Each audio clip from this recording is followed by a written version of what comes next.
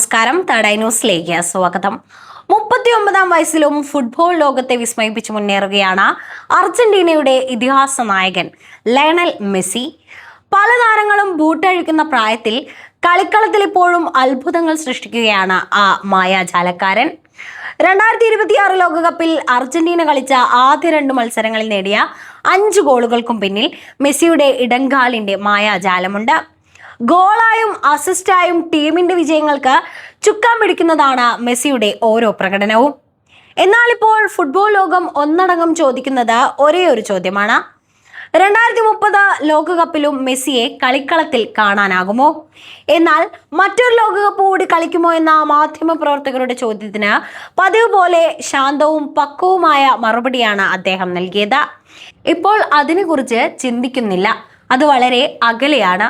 ഓരോ ദിവസത്തെയും കാര്യങ്ങളിലാണ് ഇപ്പോൾ ശ്രദ്ധ.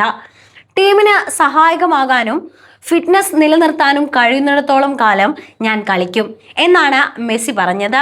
ഭാവിയെക്കുറിച്ച് വലിയ പ്രഖ്യാപനങ്ങൾ നടത്താതെ ഇന്നിന്റെ പ്രകടനത്തിലാണ് മെസ്സിയുടെ മുഴുവൻ ശ്രദ്ധ. അതുകൊണ്ട് തന്നെ അദ്ദേഹത്തിന്റെ വിരമിക്കൽ സംബന്ധിച്ച ചർച്ചകൾക്കും ഇപ്പോഴും വ്യക്തമായ ഉത്തരമില്ല.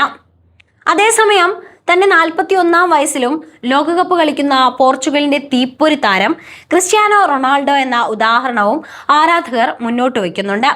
അതുകൊണ്ട് തന്നെ 43-ാം വയസ്സിൽ മെസ്സി ലോകകപ്പ് കളിക്കുന്നത് അസാധ്യമല്ലെന്നാണ് പലരുടെയും വിലയിരുത്തൽ. പ്രായം വെറും അക്കങ്ങൾ മാത്രമാണെന്ന് ഓരോ മത്സരത്തിലും തെളിയിക്കുകയാണ് ലയണൽ മെസ്സി.